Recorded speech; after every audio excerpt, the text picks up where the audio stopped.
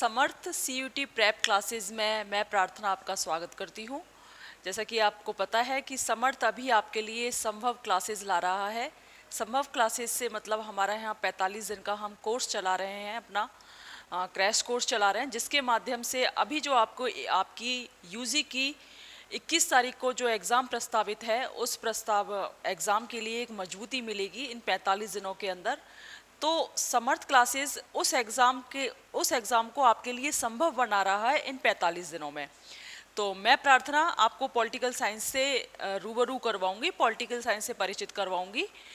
जिन बच्चों ने अपना डोमेन सब्जेक्ट पॉलिटिकल साइंस लिया है, वहाँ पर मैं उन बच्चों के डाउट्स क्लियर अब भी कर रही हूँ। वहाँ फ़िलहाल हम जो अपने पढ़ाई का तरीका लेकर चल रहे हैं, एनसीईआरटी लेकर चल रहे हैं, क्योंकि आपका जो सिलेबस है स्वतंत्र भारत में राजनीति और विश्व में भारत, इस आपके 12th क्लास की बुक्स को लिया गया है।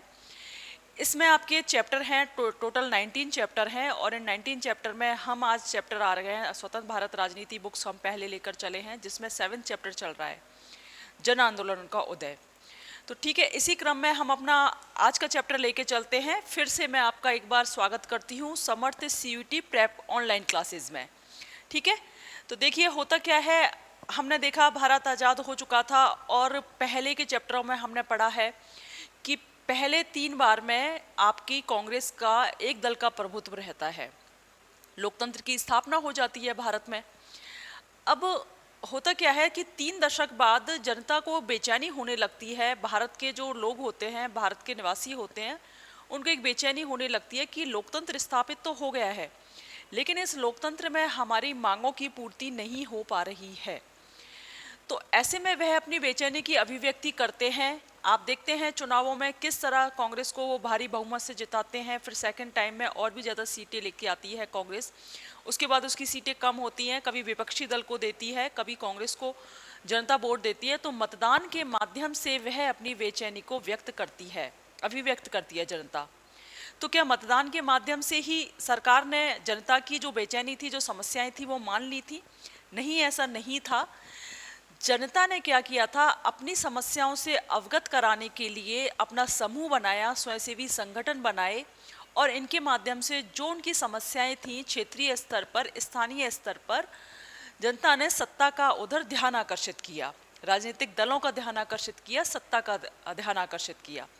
तो इसी क्रम में आज के चैप्टर में हम इन्हीं बातों को पढ़ेंगे कि आज़ादी के बाद भी चाहे हमने विकास का कोई सा ही मॉडल अपनाया हो, नियोजित विकास, डेवलपमेंट अपनाया हो, हमने प्लान्ड डेवलपमेंट अपनाया है, इसके बाद युद्ध भी देखे हमने भारत के अंदर, भारत का विभाजन भी देखा, और भारत किस तरह विकास कर रहा था। विकास बोला जा रहा था, विकास हो रहा है, लेकिन क्या वास्तव में विकास हो रहा था?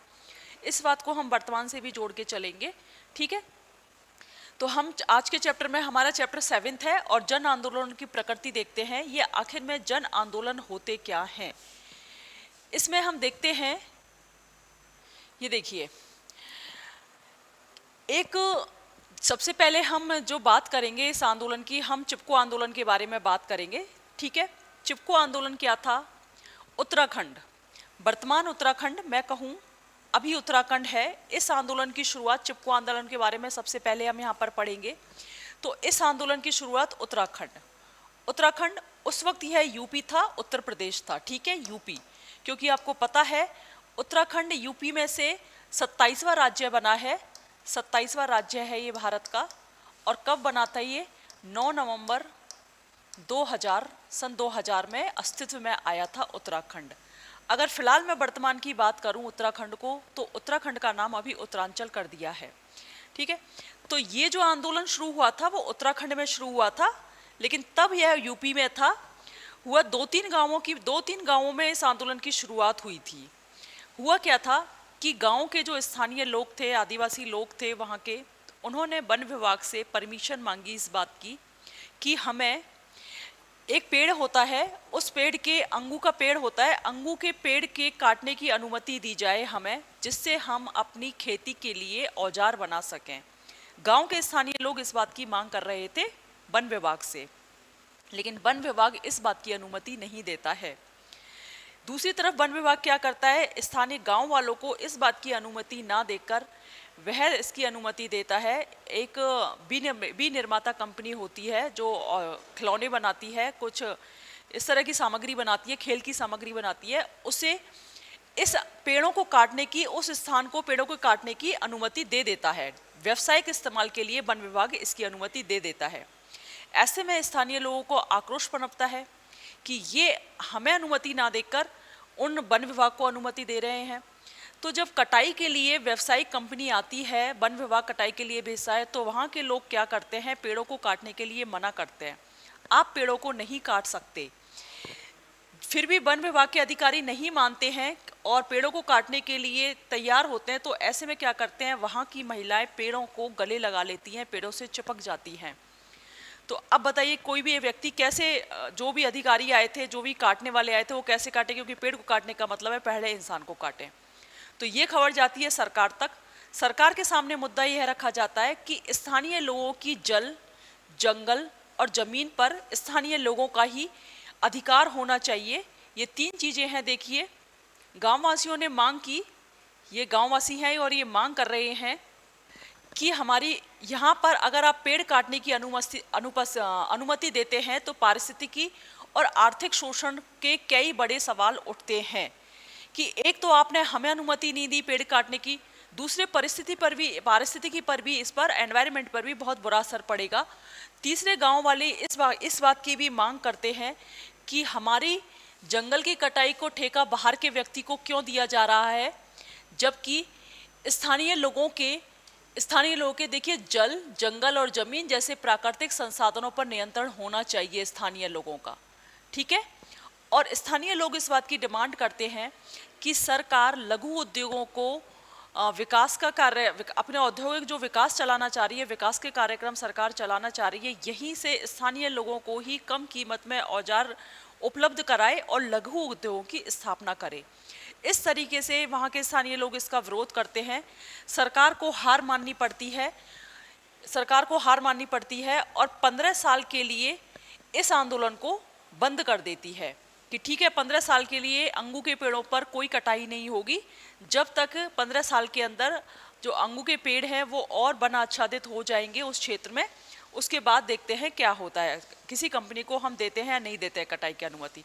तो देखिए यहाँ पर जो क्वेश्चन बनेगा, एक क्वेश्चन आपका ये बनना था, स्थानीय लोगों का जल, जंगल, जमीन जैसे प्राकृतिक संसाधन पर नियंत्रण होना चाहिए।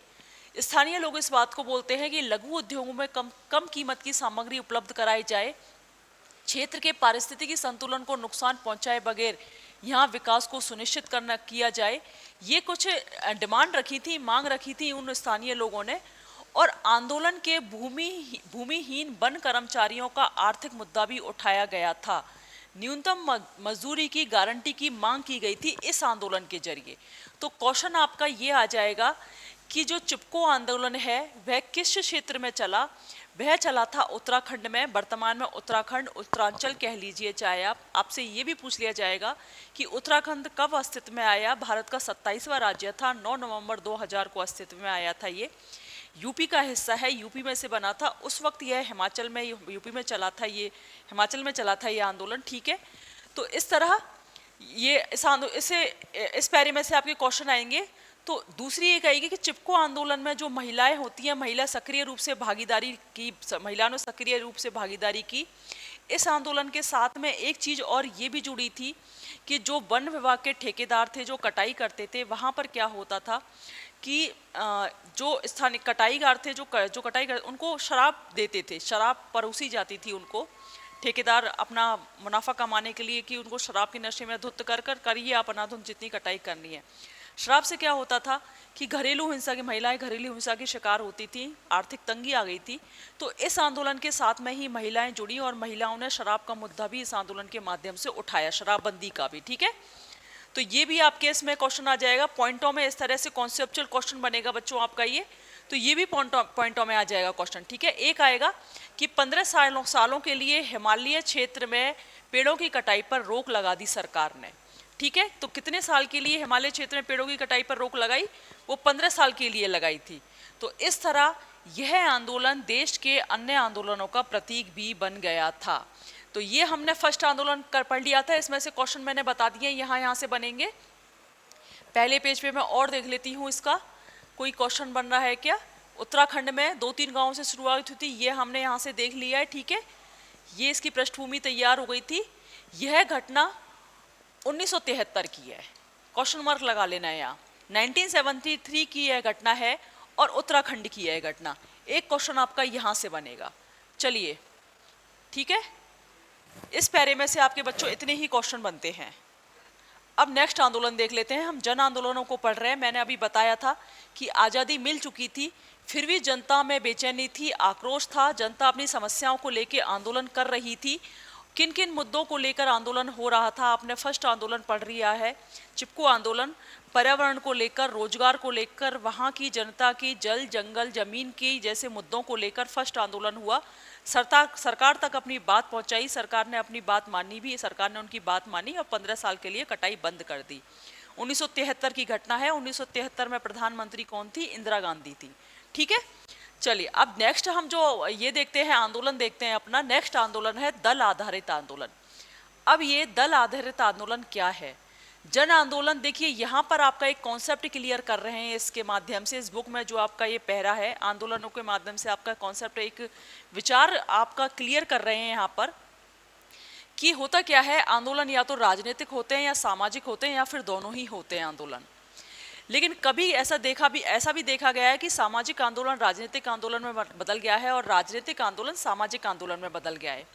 जैसे कि हम देखते हैं भारत का स्वतंत्रता संग्राम था, स्वतंत्रता जो आंदोलन था वह राजनीतिक आंदोलन था। लेकिन इस बीच में जब औपनिवेशीकरण का काल था तो भारत में आर्थिक और सामाजिक मुद्दों को लेकर भी चर्चाएं हो रही थी और उन चर्चाओं का नतीजा यह निकला था, जब भारत देश आज़ाद हो चुका था तो यहाँ के भारत के संविधान में आर्थिक और सामाजिक आधार पर भी लोगों को कुछ सुविधाएं, कुछ अधिकार दिए गए थे, आर्टिकल के माध्यम में स्थापित कर दिए गए थे। तो ठीक है, राजनीतिक आंदोलन से शुरू हुआ था और वह सामाजिक और आर्थिक आंदोलन में भी उसमें स्वरूप देखा जा सकता है उस आंदोलन के अंतर्गत। तो दल आधारित आंदोलन से यहाँ पर यही है, आंदोलन कभी सामाजिक तो कभी राजनीतिक आंदोलन का रूप ले लेते हैं, कभी दोनों का ही रूप होता है, ठीक है। राजनीतिक आंदोलन था, लेकिन जैसे भारत के आंदोलन के बारे में पढ़ रहे हैं, सामाजिक आर्थिक आंदोलन के मसलों पर भी विचार मंथन शुरू किया। जब सामाजिक आर्थिक मसलों पर विचार मंथन शुरू किया तो जैसे जाति प्रथा का विरोध है, सती प्रथा का विरोध है, बाल विवाह का विरोध है, इस तरह की बातें सामने आई उस आंदोलन के माध्यम से और कानून भी बने थे। भारत में इन कुरीतियों को लेकर कानून भी बने थे, ठीक है। ऐसे कुछ आंदोलन आज़ादी के बाद के दौर में चलते रहे। जैसे कि कुछ आंदोलन ऐसे थे जिसमें मुंबई, कोलकाता और कानपुर जैसे बड़े शहरों में औद्योगिक मजदूरों के बीच मजदूर संगठनों का एक आंदोलन चला था। 3 ऐसे आंदोलन आज़ादी के बाद भी, जैसे आपके मुंबई और कोलकाता और कानपुर ऐसे बड़े शहर थे जिन्होंने मजदूर अपना संगठन बनाए हुए थे और अपने हितों के लिए आंदोलन कर रहे थे। इस तरह का आंदोलन भी भारत में चल रहा था, ठीक है। दूसरे, आंध्र प्रदेश की एक जगह है, आंध्र प्रदेश का तेलंगाना क्षेत्र है, वहाँ के किसानों को कौन नेतृत्व कर रहा था? कम्युनिस्ट पार्टियां का नेतृत्व में वह लामबंद हो रहे थे वहाँ के किसान, ठीक है। ये कम्युनिस्ट पार्टी बाद में कम्युनिस्ट मार्क्सवादी, कम्युनिस्ट लेनिनवादी में परिवर्तित हो जाती हैं। कम्युनिस्ट माओवादी, जिसमें अब हम इसको माओवादी बोलते हैं या मार्क्सवादी लेनिनवादी समूह, और जिन्हें अब हम नक्सलवादी के नाम से भी जानते हैं। पहले के चैप्टर में मैं पढ़ा था कि चारू मजूमदार के नेतृत्व में कम्युनिस्ट लेनिनवादी सरकार बनी जो अपने आप को माओवादी बोलते हैं, फिलहाल हम नक्सलवादी बोलते हैं। किस लिए ये कर रहे थे ये आंदोलन? इनका आंदोलन क्या था? इनका आंदोलन पहले तो कहाँ फैला हुआ था? बिहार में, बंगाल में, आपके आंध्र प्रदेश इलाके में फैला हुआ था। बोला कि 9 राज्यों में इनका आंदोलन फैला हुआ था। सरकार ने दबा दिया था बाद में, और अभी बिल्कुल दब चुका है नक्सलवादियों का आंदोलन, ठीक है। किसान अपने जरूरतों को लेकर, अपने स्थानीय मुद्दों को लेकर आंदोलन करते थे। जो बड़े भूस्वामी थे उनसे जबरन भूमि अधिग्रहण करके यहाँ तक कि हिंसा पर भी यह उतारू हो जाते थे, उनको मारकर काश्तकारों में जमीनों का बंटवारा करना। जैसे बड़े भूस्वामी होते हैं उनकी ज़मीनों को कौन हैंडल करता है, कौन जैसे उसमें बीज बोना, जोतना, इनका कौन कार्य करता है? काश्तकार करते हैं। तो ये काश्तकार भूमिहीन थे, तो इन काश्तकारों में भूमि का बंटवारा, इन आंदोलन जो ये आपका माओवादी आंदोलन चला था, जो आपका ये नक्सलवादी आंदोलन चला था, इसका उद्देश्य यह था। ये दूसरे तरह का आंदोलन हो गया। एक आपका किसान कम्युनिस्ट, एक आपका मुंबई और कोलकाता और कानपुर जैसे आंदोलन हो गए जिसमें मजदूर लामबंद हुए थे।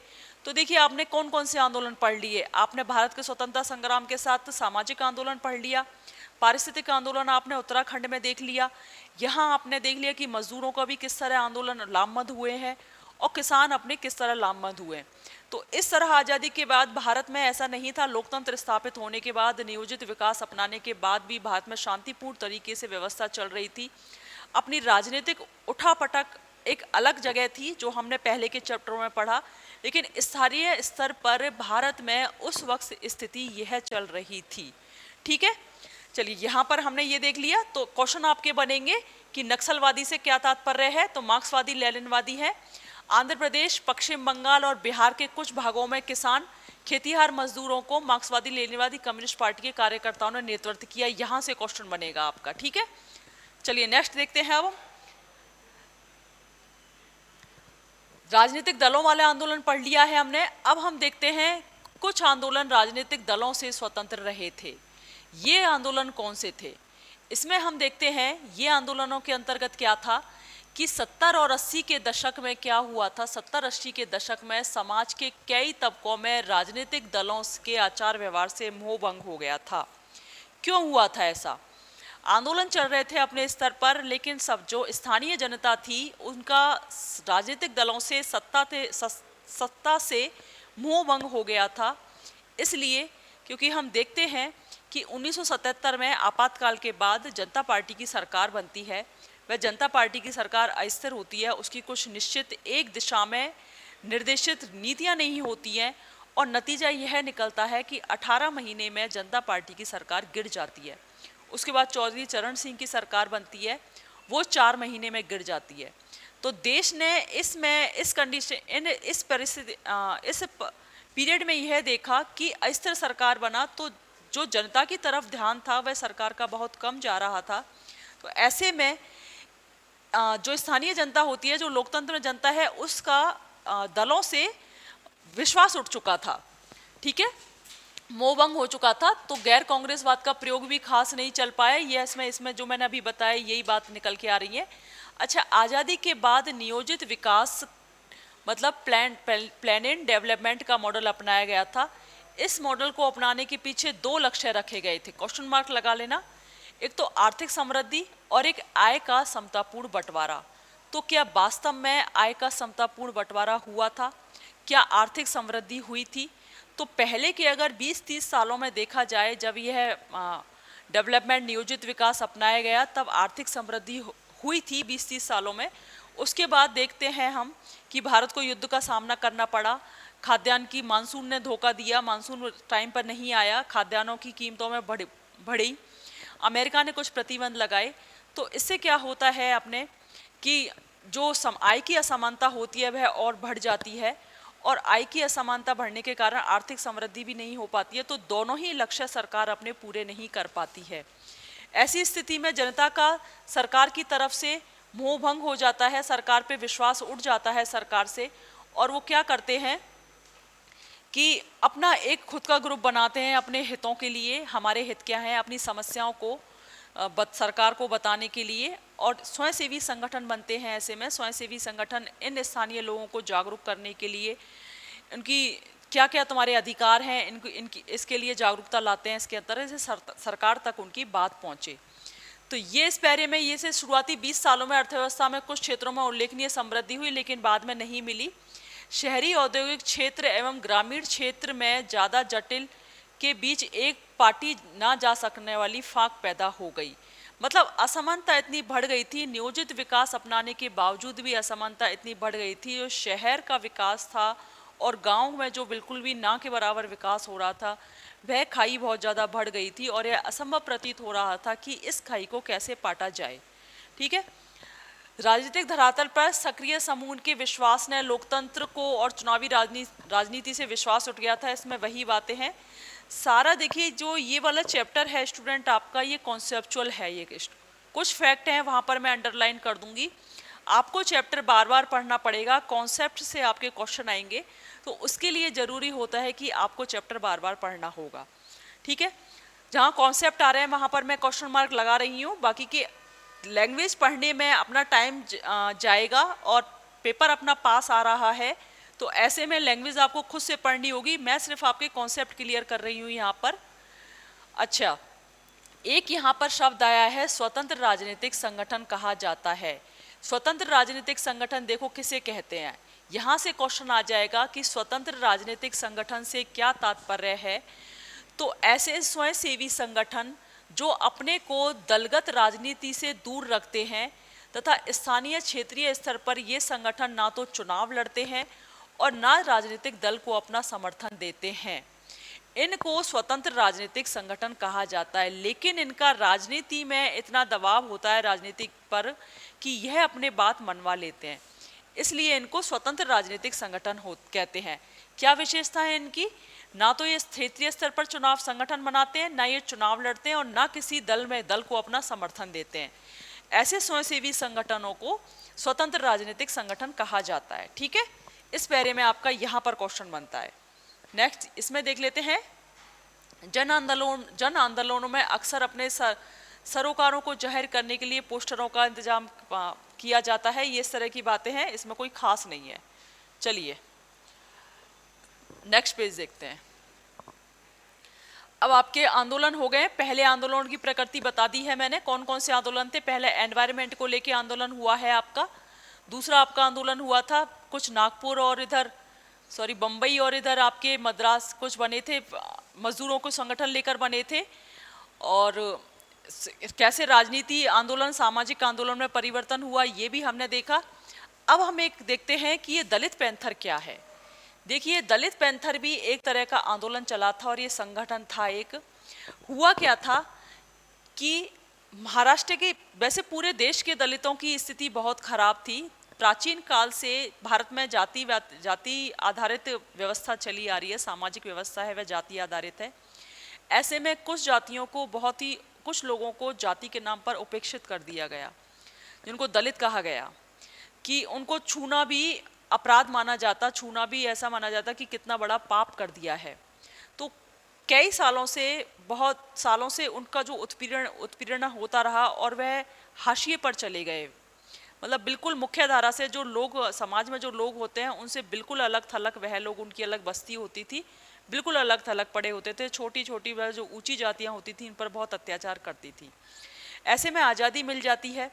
तो आज़ादी मिलने से पहले ही इस बात की छुआछूत को लेकर और इस तरह के बर्ताव को लेकर काफ़ी आंदोलन होते हैं। इस बात के लिए आंदोलन नहीं होती, आवाज़ उठती है। जैसे भीमराव अंबेडकर का नाम इसमें मुख्य रूप से लिया जाता है। भीमराव अंबेडकर उन दलितों में उस सूरज के समान थे जिन्होंने उनके अधिकारों के प्रति वो किरणें बिखेरी कि वो अपने अधिकारों के प्रति जागरूक हो सकें। तो इस वाले पहरे में यही दी गया है, सूरजमुखी की आशीषों वाला फकीर। यहाँ पर अगर ये लाइन आ जाती है तो किसके लिए कही गई है? ये बात डॉक्टर भीमराव अंबेडकर के लिए कही है। ठीक है, तो आप ध्यान रखना, ये आपकी बुक में है। डॉक्टर भीमराव अंबेडकर के लिए कही गई है ये बात। और अंधेरे की पदयात्रा, ये बात कही गई है दलितों के लिए, दलितों के लिए। ठीक है, तो इधर हम देख रहे हैं क्रूरता, जातिगत अन्याय को भुगता इन लोगों ने बहुत ज्यादा। तो डॉक्टर अंबेडकर का वर्णन प्रेरणा पुरुष के रूप में मिलता है। उदय कैसे हुआ? दलित पैंथर्स का उदय कैसे हुआ? 7वें दशक में, याद रखना 7वें दशक के शुरुआती सालों में धीरे धीरे दलित शिक्षा की ओर बढ़ने लगे। बेचारे कैसे ना कैसे वो पढ़ लेते थे। जैसे अंबेडकर के लिए ही कहा जाता है कि स्कूल के बच्चों में बिल्कुल कोने में बैठते थे। वह एक बुद्धिजीवी बच्चा था, जीनियस बच्चा था। दूर रहकर भी, बाकी बच्चों से अलग रहकर भी वह पढ़ने में सबसे अव्वल था। पानी प्यास भी लगती थी तो कहा जाता है उनके बारे में ऐसा है कि प्योन का इंतजार करते कि पानी पिला दो, और प्योन नहीं आए तो वो प्यासे ही रहते थे। तो ऐसे ही 7वें कुछ बच्चों ने अपने इन्हीं परिस्थितियों में, इन्हीं अत्याचारों को झेलते हुए शिक्षा ग्रहण की। और शिक्षा, जब कोई व्यक्ति शिक्षा ग्रहण कर लेता है तो वह अपने अधिकारों के प्रति जागरूक होता है। शिक्षा उसको और आगे बढ़ाती है कि उसको अपने बारे में क्या अच्छा है क्या बुरा है ये जानना चाहिए। तो कुछ दलित, जो शिक्षित दलित होते हैं, वह क्या करते हैं, अपने अपने मंचों पर हक की लड़ाई उठाते हैं अपने मंच पर। झुग्गी बस्तियों में पलकर बड़े हुए थे ये दलित, और इसी से इन्हीं लोगों ने, इन्हीं शिक्षित दलितों ने किया था। महाराष्ट्र में 1972 में दलित युवाओं का एक संगठन दलित पैंथर्स बना। ठीक है, ये इंपॉर्टेंट है कि दलित पैंथर्स किसने बनाया, 1972 में बना। शिक्षित दलित युवा थे ये सभी। ये कैसे थे, शिक्षित दलित युवा थे दलित पैंथर्स। किस लिए, कि अपने अधिकारों के लिए, अपने हक के लिए, अपने लोगों को ये जागरूक कर सकें और एक मंच से अपनी आवाज को उठा सकें। इन्होंने दलित पैंथर्स बनाया। आज़ादी के बाद सालों में दलित समूह का मुख्यतः जाति आधारित असमानता और भौतिक साधनों के मामले में अपने साथ हो रहे अन्याय के खिलाफ ये लड़ रहे थे। मतलब एक तो जाति व्यवस्था पर इनका सबसे ज़्यादा कि ये जाति व्यवस्था हटनी चाहिए, समाज से जाति व्यवस्था नहीं होनी चाहिए। और दूसरे जो भौतिक संसाधन थे, मतलब स्कूलों में जो व्यवस्था थी, कोई भी शिक्षा को लेके है, स्वास्थ्य को लेके है, लेके है, इन लोगों तक यह व्यवस्थाएं नहीं पहुंच पाती थी, यह सुविधाएं नहीं पहुंच पाती थी। तो ऐसे में वे इस बात को लेकर सचेत थे कि संविधान में जाति आधारित किसी तरह के भेदभाव के विरुद्ध गारंटी दी गई है। मतलब अब जब इन्होंने इतनी आवाज उठाई, डॉक्टर भीमराव अंबेडकर उनमें पहले थे, उन्हें संविधान का पिता भी कहा जाता है। ठीक है, संविधान निर्माण में उनका बहुत भारी योगदान रहा। तो ऐसे में डॉक्टर भीमराव अंबेडकर ने यह व्यवस्था कर दी कि संविधान में दलितों के लिए अलग से प्रावधान होने चाहिए। जैसे कि प्रस्तावना भी इस बात की व्याख्या करती है कि न्याय मिलेगा सभी को, समान न्याय मिलेगा सामाजिक, राजनीतिक, आर्थिक आधार पर। इसके बाद आर्टिकल 14, 15, जाति, लिंग भेदभाव, आपसे भेदभाव नहीं किया जाएगा वर्ण जाति व्यवस्था के आधार पर। अनुच्छेद 16 कि किसी जो नौकरियों में आरक्षण की व्यवस्था करता है। और सबसे इम्पोर्टेंट अनुच्छेद 17, अनुच्छेद 17 इस बात की छुआछूत की प्रथा को समाप्त कर देता है। ये संविधान में किया। ठीक है, आर्टिकल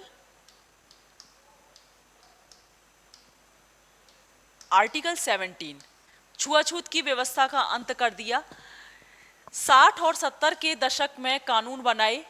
पुराने और जिन जातियों को अछूत समझा जाता था, माना गया, उनके साथ इस दौर में भी सामाजिक भेदभाव और हिंसा का बर्ताव कई रूपों में। अब देखिए हुआ क्या कि संविधान में भी व्यवस्था करने के बाद इन लोगों के प्रति जो व्यवहार था वो नहीं बदला था। ऊंची जातियां अभी भी अत्याचार कर रही थी इन लोगों पर। ऐसे में ये फिर अपने लिए आवाज उठाते हैं और अपनी बातों को एक मंच से बोलते हैं। इनकी एक राजनीतिक पार्टी थी, जैसे कि रिपब्लिक पार्टी ऑफ इंडिया के चुनावी राजनीतिक में ये इनके साथ मिलकर इन्होंने अपनी आवाज़ उठाई। लेकिन ये पार्टी क्या होती है, चुनावी राजनीति में सफल नहीं हो पाती है, तो यह भी बहुत ज़्यादा अच्छे से आवाज़ नहीं उठा पाती है दलितों के प्रति। तो अब क्या होता है, तो ये अपनी आवाज़, अपने अत्याचारों के प्रति लगातार आवाज़ उठाते रहे। अब इन्होंने कुछ गतिविधियाँ शुरू करी। इनमें इन्होंने क्या किया, महाराष्ट्र के विभिन्न इलाकों में दलितों के बढ़ रहे अत्याचार से लड़ना दलित पैंथर्स की अन्य मुख्य गतिविधि थी। मतलब जहाँ जहाँ अत्याचार हो रहे थे वहाँ ये इसके लिए खिलाफ आवाज़ उठाते थे। और इसी का नतीजा निकलता है कि 1989 में एक व्यापक कानून बनाया जाता है और इस कानून का नाम होता है अनुसूचित जाति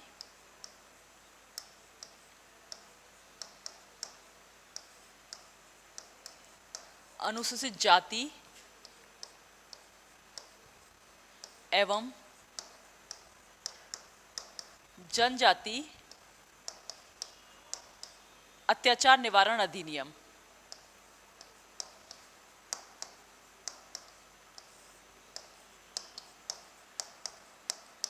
निवारण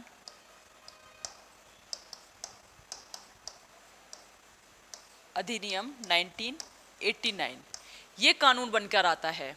मतलब संविधान में व्यवस्था करने के बाद भी सरकार को अलग से कानून बनाना पड़ता है 1989 में, और वो अनुसूचित जाति एवं जनजाति अत्याचार निवारण अधिनियम होता है। इसके तहत कठोर दंड का प्रावधान किया गया। अगर कोई भी व्यक्ति, कोई भी ऊंची जाति इनके साथ छुआछूत का व्यवहार करती है या फिर कुछ ऐसे शब्द का प्रयोग करती है, तो ऐसे में जुर्माने और दंड का प्रावधान किया गया। तो ये दलित आंदोलन चला था। एक दलितों का एक दलित पैंथर एक नाम इन्होंने बनाया था, दलित पैंथर नाम से एक समुदाय बनाया था, एक संगठन बनाया था। और इनका जो विचारात्मक एजेंडा था वो जाति प्रथा पर सबसे समाप्त करना था। इनका कहना था जब तक जाति प्रथा समाप्त नहीं होगी तब तक दलितों के प्रति अत्याचार समाप्त नहीं होंगे। तो जाति प्रथा पर सबसे ज्यादा प्रहार किया था इन्होंने। इस आंदोलन में पढ़े लिखे दलित युवक एक मंच पे मिला और यहाँ पर ये आंदोलन इस तरह से चला। ठीक है, इसमें यही है इंपॉर्टेंट जो मैंने बता दिया, इसके आगे इसमें इंपॉर्टेंट नहीं निकलता। क्वेश्चन मार्क लगा दिया है मैंने, देख लेना बच्चों, यहां से क्वेश्चन बनेंगे आपके। होता क्या है, बाद में ये दलित पैंथर्स धीरे धीरे अवनति की ओर जाता है। देखिए, अब दलितों के लिए आवाज उठाने के लिए कुछ साहित्य भी बने। साहित्य में इनकी अत्याचार, इन पर किस तरह के अत्याचार हुए, उस अत्याचार को लेकर साहित्यों के माध्यम से आवाज उठाई गई। ठीक है, इनके संस्कृति के धरातल पर एक टकराट की शुरुआत हुई। आपातकाल के दौर में दलित पैंथर्स ने चुनावी समझौते किए, उसमें इसमें कई विभाजन हो गए। जब आपातकाल लगा था उसके बाद में सरकार के साथ दलित पैंथर्स ने समझौते किए और इससे क्या हुआ, दलित पैंथर्स कई भागों में बट गया और जो वो बट गया तो धीरे धीरे वह टूटने लगा, वह विलुप्त होने लगा। इसके बाद दलित पैंथर्स की अवनति से एक उत्पन्न हुआ, एक रिक्त स्थान उत्पन्न हुआ था, वह भरा था बामसेफ ने। क्वेश्चन आपका यहाँ से आएगा, दलित पैंथर्स की अवनति के बाद और समाप्त होने के बाद कौन सा संगठन अस्तित्व में आया था, तो वह बामसेफ आया था। इसकी फुल फॉर्म पूछ ली जाएगी आपसे, backward and minority employees federation. ठीक है, क्या था ये, जैसे दलित पैंथर्स का जब अवगठन हो गया था, मतलब दलित पैंथर्स से स्वतंत्र आपातकाल लगने के बाद में दलित पैंथर्स ने कुछ समझौते किए सरकार से और वो इन समझौतों के लिए मतभेद हुआ तो बट गए।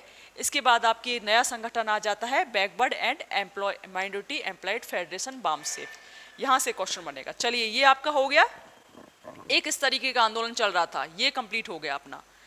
अब हम देखते हैं कि किसानों के स्तर पर भी आंदोलन चल रहे थे भारत में।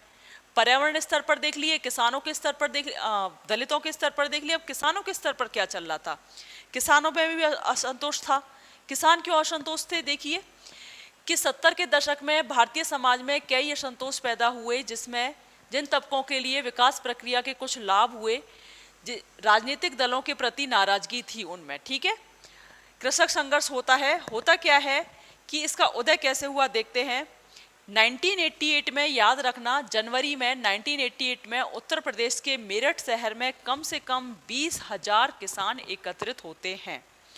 ये 20,000 किसान एकत्रित होते हैं क्यों? इन्होंने कहा था कि सरकार ने वो जो बिजली की दरें बढ़ाई हैं, उन बिजली की दरों में कटौती की जाए।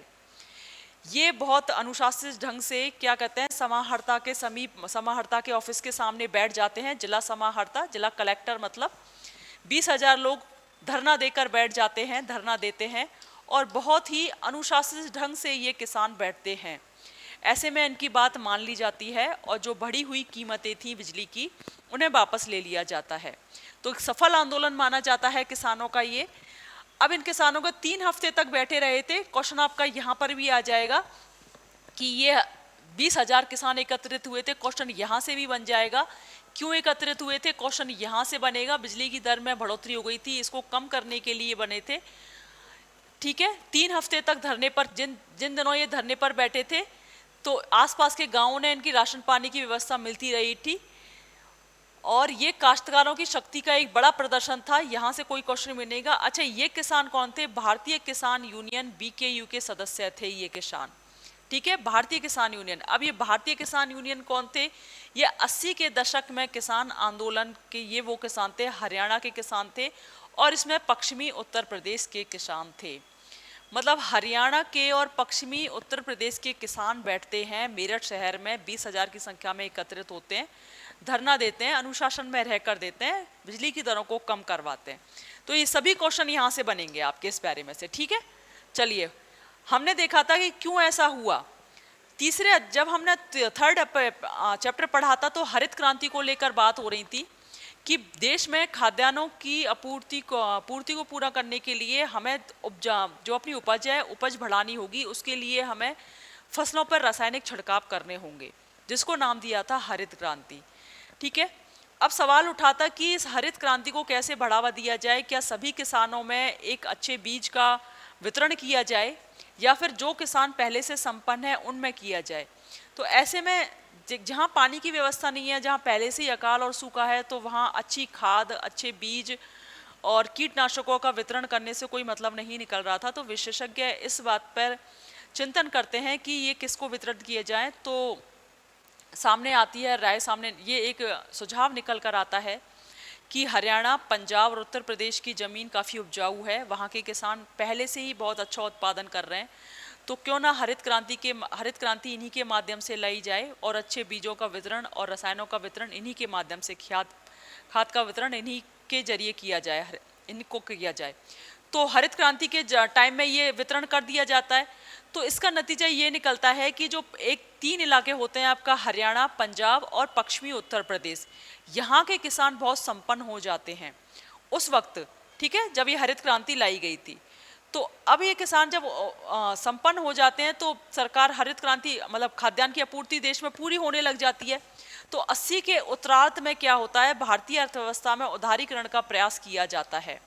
तो इन किसानों ने ये इस बात को कहा कि आप उदारीकरण को मत अपनाइए, क्योंकि उदारीकरण का क्या मतलब है। अब भारतीय सरकार इस बात पर राजी हो गई थी कि भारत में उदारीकरण का मतलब था कि बाहर की जो फसलें हैं, बाहर की जो कंपनियां हैं, वह भी, बाहर के देश भी अपनी फसल को, अपना जो उत्पादन है वह भारत में खपा सकते हैं।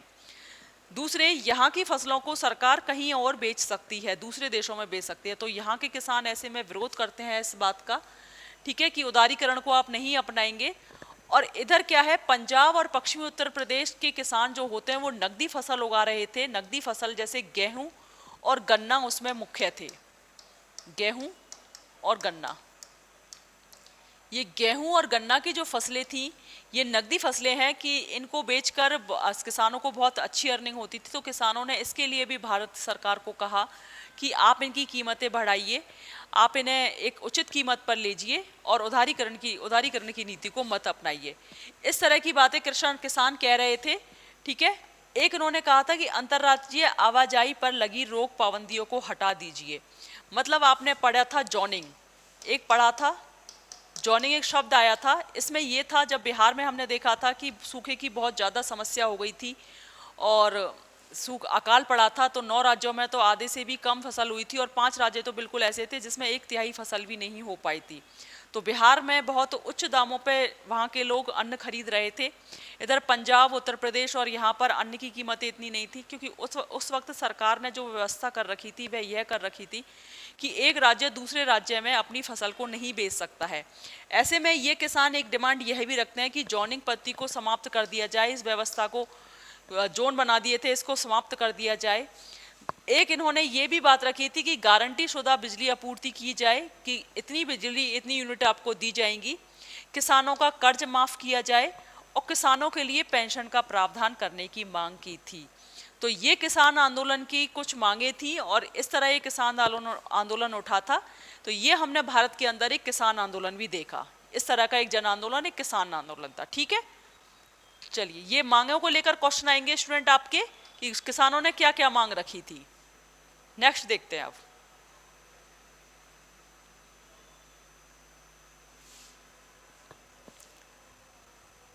इधर अगर पंजाब, हरियाणा में कुछ किसान मांग कर रहे थे, तो महाराष्ट्र में एक शेतकारी संगठन, ये भी किसानों का संगठन था, शेतकारी संगठन है महाराष्ट्र के अंतर्गत, ठीक है।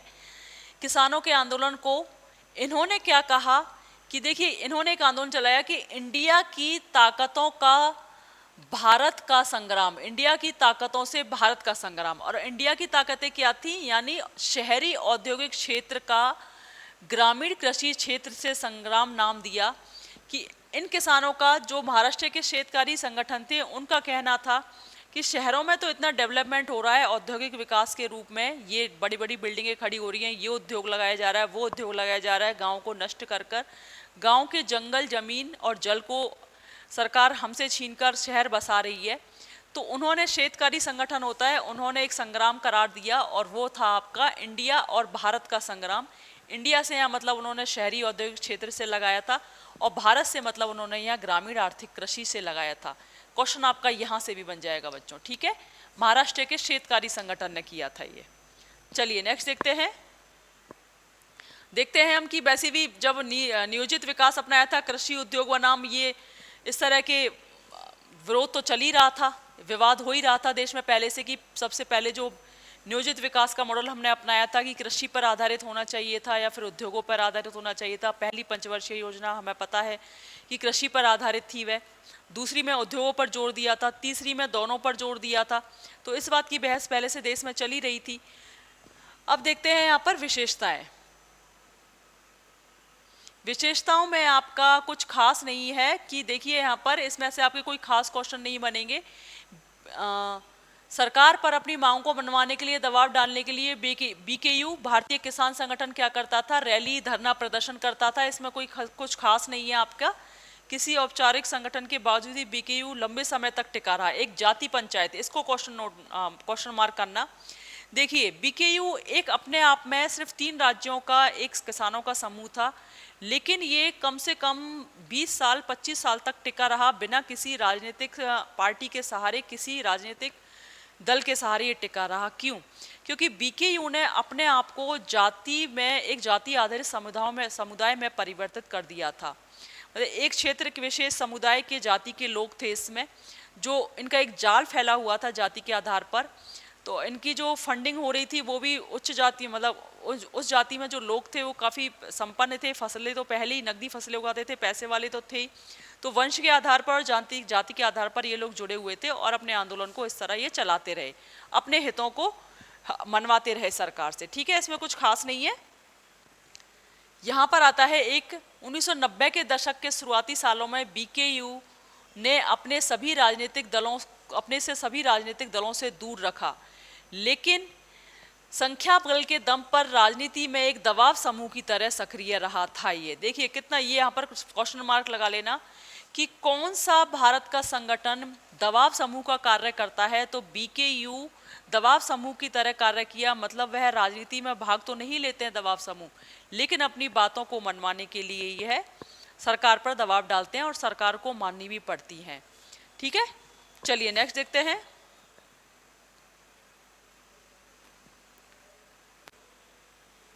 सफलता पाई अर्थ में किसान, यह आंदोलन समृद्ध। चलिए इसमें कुछ भी नहीं है ऐसा, कॉन्सेप्चुअल है आपका चैप्टर, बहुत कम फैक्ट निकल रहे हैं इसमें।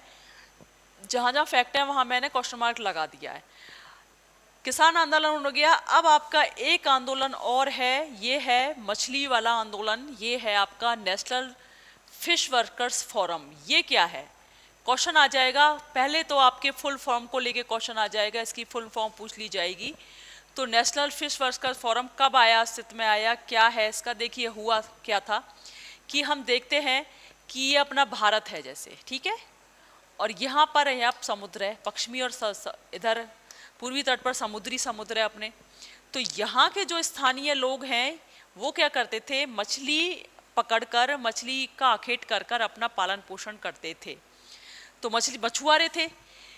होता क्या है, ये अपने, इनका ये स्थानीय काम था, मछली मारने के पेशे में संलग्न थे। सरकार ने क्या किया कि मत्स्य आखेट के लिए, मतलब अपने भारतीय की अवस्थिति को ध्यान में रखते हुए सरकार ने व्यवसाय को आगे बढ़ाना चाहा और उन्होंने क्या किया, बॉटम ट्राउलिंग, ध्यान रखना इस शब्द को, बॉटम ट्राउलिंग जैसे प्रौद्योगिकी को उपयोग की अनुमति दी। तो मछुआरों ने जीवन और आजीविका के आगे संकट आ खड़ा हुआ। ये क्या होता है कि बड़े बड़े जहाज़ों को समुद्र में उतार दिया जाता है। बहुत बड़े एरिया में जब वो जहाज़ चलते हैं तो अपने साथ जाल फैलाकर चलते हैं और उस जाल में लाखों की संख्या में मछली एक ही बार में आ जाती हैं। कहाँ मछुआरे दिन भर में 50-100 मछलियाँ इकट्ठी करते थे और शाम को वो मछली बाजार में जाकर बेचते थे। ये उनकी आजीविका थी, अपनी जीविका चला रहे थे वो। लेकिन सरकार जब इस तरह की प्रौद्योगिकी लेके आती है, बॉटम ट्राउलिंग, तो इसका मछुआरे विरोध करते हैं और पूरे 70 और 80 के दशक के दौरान मछुआरों ने स्थानीय स्तर के संगठन पर अपनी आजीविका के मसले को उठाते रहे वो सरकार के समक्ष। ठीक है, अब ये क्या है, क्षेत्रीय स्तर पर ही रहा मछुआरों का ये जो आंदोलन है ये क्षेत्रीय स्तर पर रहा। मछुआरे अपनी बात क्षेत्रीय स्तर पर पहुंचाते रहे क्योंकि मत्स्य आखेट राज्य सूची का विषय है। क्वेश्चन मार्क लगा लेना कि मछली पालन, मछली आखेट कौन से राज्य सूची, संघ सूची, संवर्ती सूची, किस सूची का विषय है, तो वो राज्य सूची का विषय है। यहाँ से क्वेश्चन बनेगा। आपको पता है संविधान की 7वीं अनुसूची, संविधान 7वीं अनुसूची, इस 7वीं अनुसूची में क्या है, विषयों का बंटवारा है, किस किस के बीच में, संघ, राज्य और आपकी समवर्ती सूची है। इसमें वह क्षेत्र दिए गए हैं कि इन विषयों पर वो विषय निर्धारित कर दिए गए हैं कि केंद्र सरकार, राज्य सरकार, और कुछ ऐसे क्षेत्र हैं जिनमें केंद्र और राज्य सरकार दोनों नियम बना सकती हैं, नीतियां बना सकती हैं, कार्य कर सकती है। तो 7वीं अनुसूची में राज्य सूची का विषय रहा है आपका मत्स्य आखेट। ठीक है, यहां से क्वेश्चन पूछ लिया जाएगा आपका। अब होता क्या है, 1980 के दशक में मध्यवर्ती वर्षों में आर्थिक उदारीकरण की नीति की शुरुआत हुई, तो बाध्य होकर मछुआरों ने अपना एक नेशनल संगठन बनाया, राष्ट्रीय मंच बनाया, और इसका नाम रखा नेशनल फिश वर्कर्स फोरम। याद रखना कब बनाया था, 1980 के दशक के मध्यवर्ती वर्षों में बनाया था। पहले सिर्फ स्थानीय स्तर पर वो अपना कार्य कर रहे थे, अपने हकों के लिए लड़ रहे थे। इसके अंतर्गत दूसरे राज्यों को भी उसने साथ में लिया। महिलाएं भी इस आंदोलन में लामबंद हुई, महिलाएं भी आ गई थी इसमें। और नेशनल फिश वर्कर्स फोरम ने 1997 में केंद्र सरकार के साथ अपनी पहली कानूनी लड़ाई लड़ी। तो क्वेश्चन आ जाएगा आपका, नेशनल फिश वर्कर्स फोरम ने 1997 में अपनी पहली लड़ाई कब लड़ी, तो 1997 में लड़ी, सरकार के साथ कानूनी पहली लड़ाई लड़ी। ठीक है, इसमें एक क्वेश्चन ये आ जाएगा आपका। केंद्र सरकार की नीति के खिलाफ इन्होंने कदम उठाया और पूरे 1990 के दशक में NFF मतलब नेशनल फिश वर्कर्स ने केंद्र सरकार के साथ अपने कानूनी लड़ाइयाँ लड़ी। 1990 के पूरा दशक बीत चुका था, लेकिन बाद में सन 2002 जुलाई में NFF एक राष्ट्रीय व्यापी हड़ताल का आह्वान किया, और इस आह्वान का नतीजा ये निकला कि सरकार ने जो विदेशी कंपनियां थी उनको लाइसेंस जारी कर दिया कि आप आखेट जो करेंगी, भारत में आकर मछलियों का जो आखेट करेंगी, वो लाइसेंस मिलेगा तभी करेंगी। तो इसका सिर्फ इतना सा नतीजा निकला था इनके आंदोलन का, ज़्यादा नहीं निकल पाया था। एक ये आंदोलन हो गया आपका। अब नेक्स्ट आंदोलन देखते हैं, क्या आंदोलन है अपना।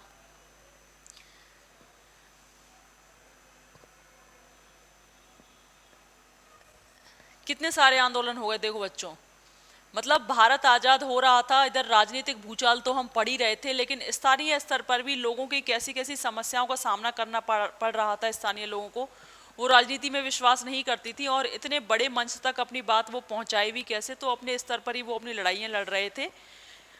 जिससे इनसे क्या होता है, लोकतंत्र और मजबूत होता है। जो क्षेत्रीय दल होते हैं, क्षेत्रीय सरकार होती हैं, राज्य सरकार होती है, उनको कोई भी ऐसी नीति बनाने से ये आंदोलन रोकते हैं। जन आंदोलन की प्रकृति, जन आंदोलन का एक ये लाभ होता है। तो इस वजह से जन आंदोलन लोकतंत्र में अनिवार्य भी हो जाते हैं, और होने भी चाहिए, क्योंकि सरकार जरूरी नहीं है सभी के हित में एक जैसा काम बनाए। अब देखिए, महिलाओं का शराब माफिया को हराया, ये एक आपका बॉक्स है, यहाँ से आपके क्वेश्चन आ जाएगा। चित्तूर जिले के कालीनारी मंडल में गुलरूड गांव की महिलाएं गांव की ताड़ी बिक्री पर पाबंदी लगाने के लिए एकजुट हुई। ठीक है, यहाँ से कोई खास क्वेश्चन नहीं बनेगा, एक ताड़ी आंदोलन चला था, सिर्फ यहाँ से आ जाएगा किस क्षेत्र में, तो जिले का नाम दे देंगे, ये जिला कहाँ पर है, यहाँ से क्वेश्चन आ सकता है। कालीनारी मंडल स्थित गुलरूड गुरु में। ठीक है, चलिए, ताड़ी आंदोलन अब यहाँ से आएगा। देखिए आपका, जब भारतीय किसान यूनियन उत्तर भारत में लामबंद हो रहे थे, तो दक्षिण भारत में क्या हो रहा था, दक्षिण आंध्र प्रदेश में महिलाएं एकजुट हो रही थी, किसके खिलाफ, शराब के खिलाफ। शराब को ताड़ी बोला जाता है। उधर किसान अपने नकदी फसलों की सही उपज के लिए, अपने पेंशन के लिए, अपनी जो बिजली दरें बढ़ाई थी उन्हें घटाने के लिए, इस तरह की बातें कर रहे थे। लेकिन यहाँ दक्षिण भारत में एक उसी के समांतर एक आंदोलन चल रहा था, वो उसको बोलते हैं ताड़ी आंदोलन। महिलाओं का एक स्वतः स्फूर्त आंदोलन था ये, किसी ने इनको जागरूक नहीं किया था, महिलाओं का आंदोलन था। हुआ क्या था देखिए, वर्ष 1992 के सितंबर और अक्टूबर माह में इस तरह की खबरें तेलुगु अखबारों में छपती रहती थी। ठीक है, कि यहाँ पर शराब का विरोध किया महिलाएं यहाँ पर लामबंद हुई, यहाँ पर ठेकेदारों, मतलब शराब की जो जीप थी, गाड़ी आती थी, उसको आने नहीं दिया। इस तरह की खबरें आती रहती थी पेपर में। क्यों आ रही थी इस तरह की खबरें, महिलाओं में ये जागरूकता कहाँ से आई, उदय कैसे हुआ इसका, देखते हैं कैसे उदय हुआ। कि आंध्र प्रदेश के नेल्लोर जिले, आंध्र प्रदेश के नेल्लौर जिले के एक दूर दराज गांव के दुवगटा में 1990 के शुरुआत में महिलाओं की प्रौढ़ साक्षरता कार्यक्रम चलाया गया था। क्वेश्चन आपका आ जाएगा कि प्रौढ़ शिक्षा कार्यक्रम कहाँ चलाया गया था, तो वह चलाया गया था, राज्य था आपका आंध्र प्रदेश, जिला था आपका नेल्लौर और गांव था आपका दुवरगटा गांव 1990 में। जब ये महिलाएं पढ़ने के लिए, घर का काम काज करके पढ़ने के लिए एकत्रित होती थी, तो आपको पता है कि पढ़ने के अलावा और भी बातें होती हैं, तो अपनी परिस्थितियों को, आर्थिक परिस्थितियां हैं, घरेलू परिस्थितियां, उनको लेकर ये महिलाएं बात करने लगी। शराब चरम पर थी, समाज में उस वक्त पुरुष काफ़ी मात्रा में शराब पीते थे, तो महिलाओं ने देखा कि हम सबकी समस्याएं एक जैसी हैं, तो महिलाएं इसके लिए, शराबबंदी के लिए एकजुट होने लगी। गई पढ़ने थी, लेकिन वो इसके लिए एकजुट होने लगी। तो उन्होंने अपने एक दूसरे से शेयर की, अपनी शारीरिक, मानसिक और आर्थिक हालत को शेयर किया कि किस तरह कि ग्रामीण अर्थव्यवस्था बुरी तरह प्रभावित हो रही है, क्योंकि शराब के नशे में बहुत ज़्यादा जो समाज था, वहाँ के पुरुष थे, वो शराब के नशे में बहुत ज़्यादा डूबते जा रहे थे। गैर हाजिरी लग रही थी, काम करने नहीं आते थे। सरकार को क्या फ़ायदा हो रहा था? सरकार को राजस्व बहुत मिलता था शराब बिक्री पर। ऐसे में महिलाएं क्या होती हैं, एकजुट हो जाती हैं। नेल्लौर में महिलाएं ताड़ी के बिक्री के खिलाफ आगे आईं। अब ये आ जाती हैं, एकजुट हो जाती हैं, यहाँ पर ये आंदोलन करती हैं और दबाव बनाती हैं कि शराब बिक्री को बंद करो। 5000 गांवों की महिलाएं आंदोलन में भाग लेती हैं। 5000 महिलाएं एकत्रित हो जाती हैं, जिला कलेक्टर के सामने अपनी एक प्रस्ताव भेजती हैं और नेल्लौर जिले की ताड़ी नीलामी 17 बार रद्द हुई। कितनी बार रद्द हुई? 17 बार हुई।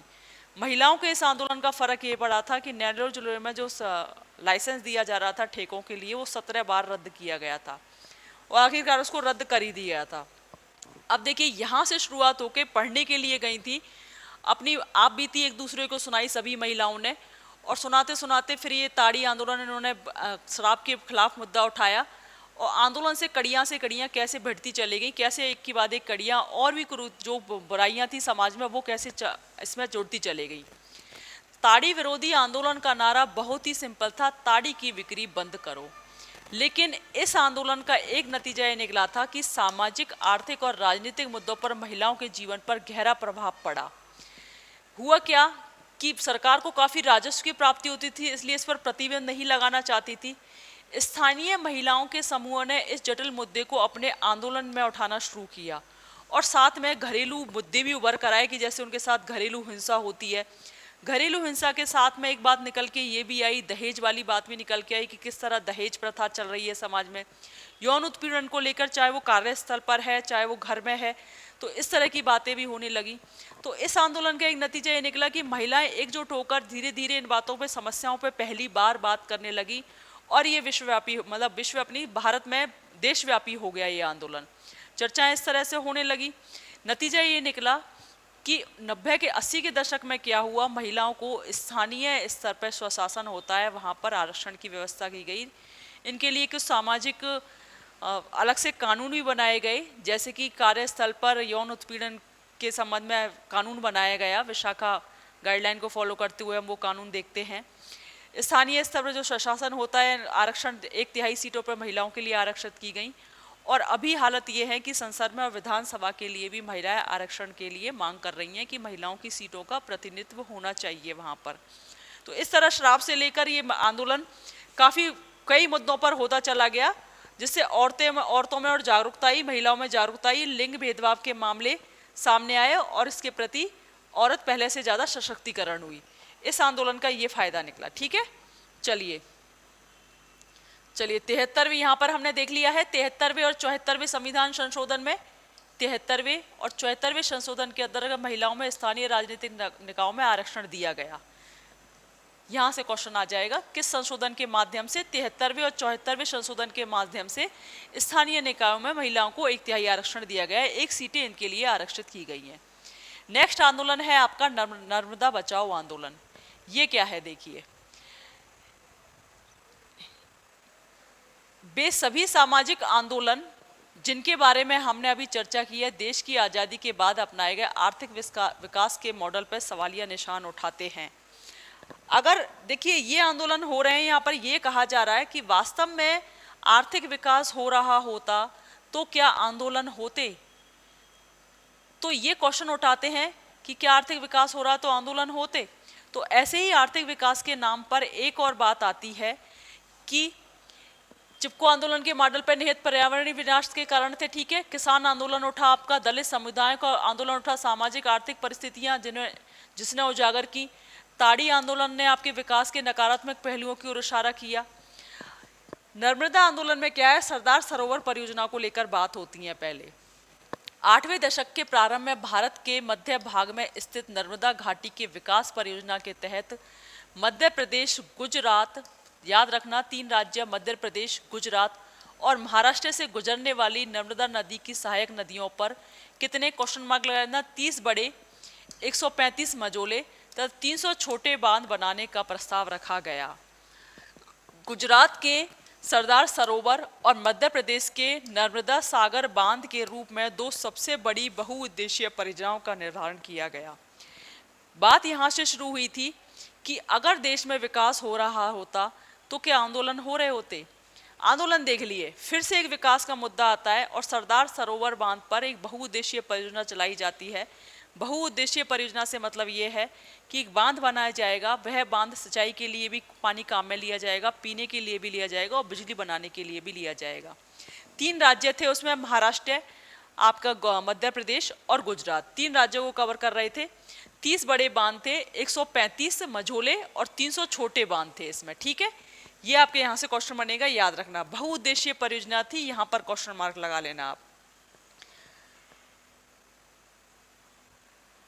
इसमें मैंने अब होता क्या है कि जब ये बांध बनाया जा रहा था तो इस बांध के जो डूब क्षेत्र था, एक बांध था जो कि बाई द वे ये बांध इतना भर जाता है और बांध ओवरफ्लो होकर टूट जाता है कभी, तो वहाँ आसपास बांध के पास जो गांव थे उन लोगों का क्या होगा।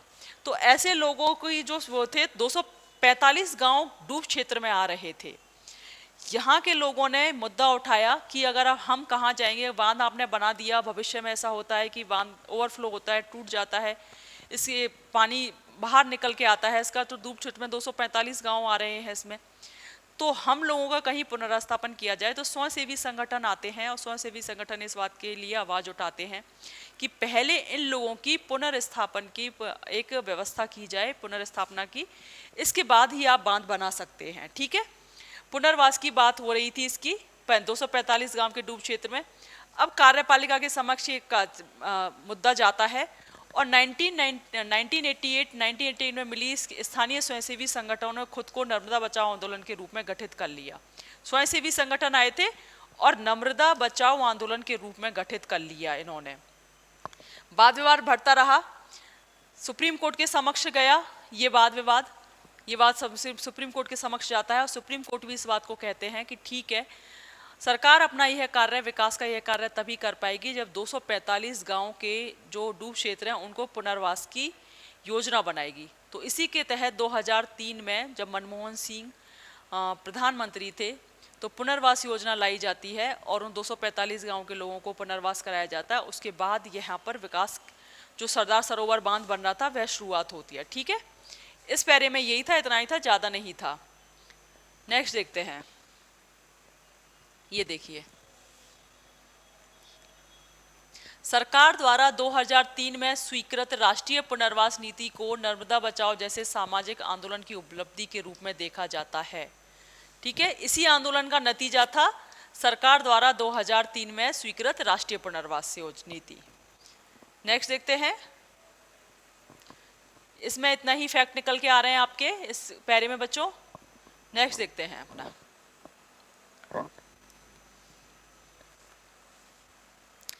चैप्टर आपका यहाँ समाप्त होता है। अब हम देखते हैं कि जन आंदोलन का क्या सबक है।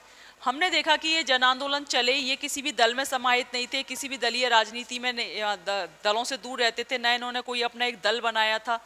तो ऐसे आंदोलनों का क्या फायदा निकलता है।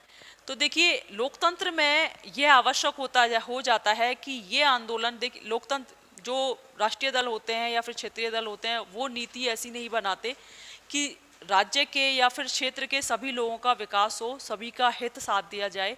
तो जन आंदोलन के माध्यम से लोकतंत्र को जीवित रखा जाता है, सरकार को अवेयर रखा जाता है कि आपकी नीतियों में क्या क्या कमियां हैं। तो यहाँ पर ये कॉन्सेप्चुअल है, जन आंदोलन के सबक ये मिलते हैं हमें लोकतंत्र के अंदर इससे ज़्यादा नहीं है इसमें। ठीक है, नेक्स्ट देखते हैं। चलिए बच्चों, ये आपका आप चैप्टर था आज का कि जन आंदोलन का उदय। सीधी सीधी बात यह है कि इस चैप्टर के माध्यम से हमने विभिन्न जन आंदोलनों को देखा। यहाँ से आपके जो प्रश्न बनेंगे वो ये बनेंगे कि किस स्थान पर, किस डेट पर, किस मुद्दे को लेकर ये आंदोलन हुए थे। क्वेश्चन इससे ज़्यादा नहीं बनेंगे, यहीं तक बनेंगे। ठीक है, क्यों बने हुए आंदोलन? कि विकास को लेकर, एक तरफ विकास विकास हो रहा था, नियोजित मॉडल अपनाया गया था, दूसरी तरफ विकास के नाम पर कुछ नहीं हो रहा था, कुछ लोग बहुत ही पिछड़े हुए स्थिति में थे।